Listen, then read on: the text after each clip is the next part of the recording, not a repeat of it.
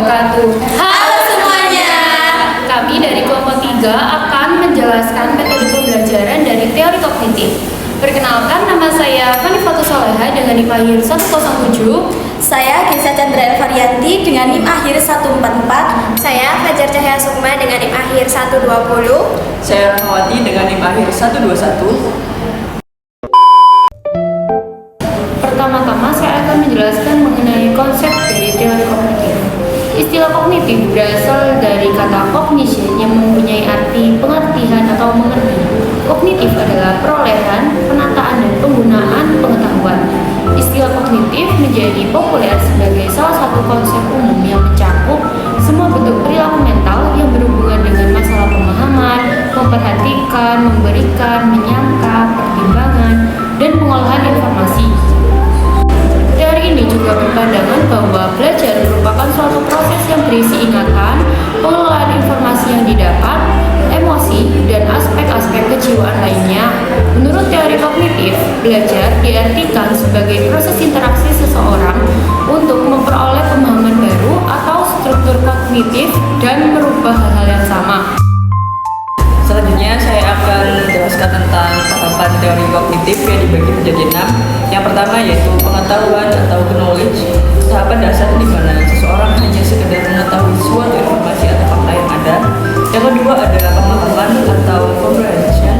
Tahapan kedua di mana seseorang tidak hanya sekedar mengetahui tentang informasi atau fakta, tetapi juga mampu memahami makna dari informasi tersebut. Yang ketiga ada penerapan atau application, yaitu setelah seseorang sudah memahami tentang informasi yang dia dapatkan, dia akan menggunakan atau mengaplikasikan pengetahuan dan pemahaman yang dimiliki dalam situasi nyata atau praktis. Yang keempat ada analisa, yaitu mampu memecah informasi yang didapatkan menjadi bagian-bagian kecil untuk melihat hubungan antara elemen dan memahami strukturnya.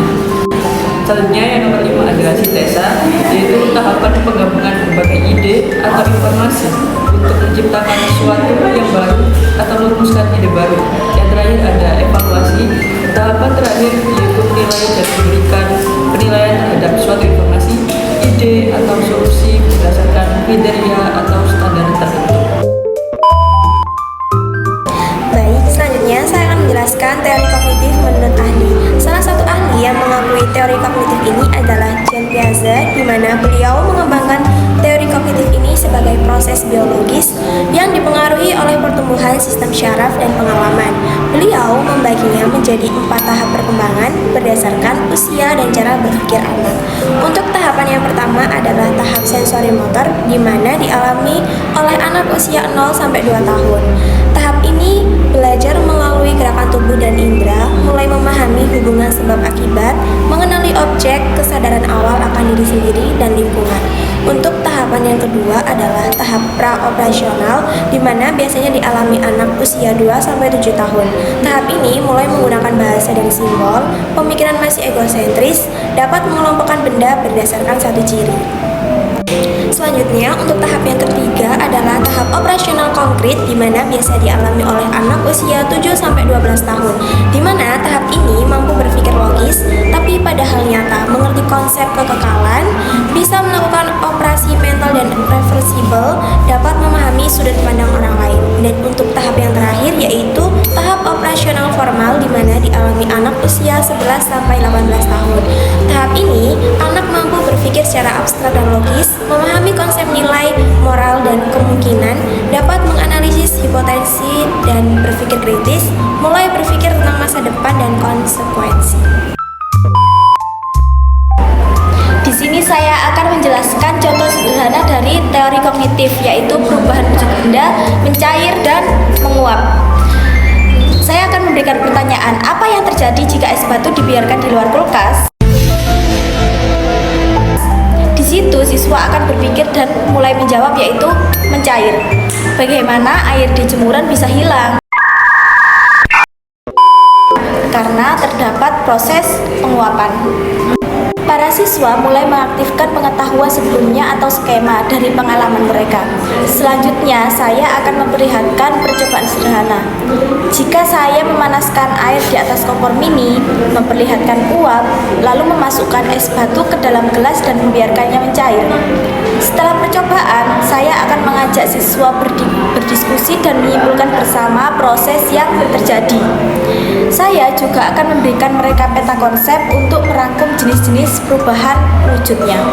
Setelah saya memberikan contoh sederhana kepada siswa, berikut adalah analisis berdasarkan teori kognitifnya. Yang pertama yaitu aktivasi skemata.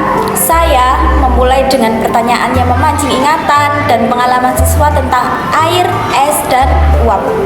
Yang kedua yaitu belajar sebagai proses konstruktif. Siswa tidak hanya menerima informasi, tapi membangun pemahaman melalui diskusi, eksperimen, dan refleksi. Yang ketiga yaitu pemrosesan informasi. Dengan visualisasi, diskusi, dan peta konsep, informasi lebih mudah diproses dari memori jangka pendek ke memori jangka yang panjang.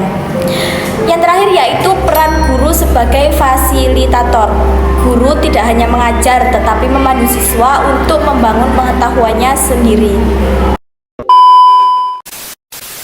Sekian video pembelajaran yang dapat kami sampaikan. Semoga bisa bermanfaat untuk kita semuanya. Kurang lebihnya kami mohon maaf. Wassalamualaikum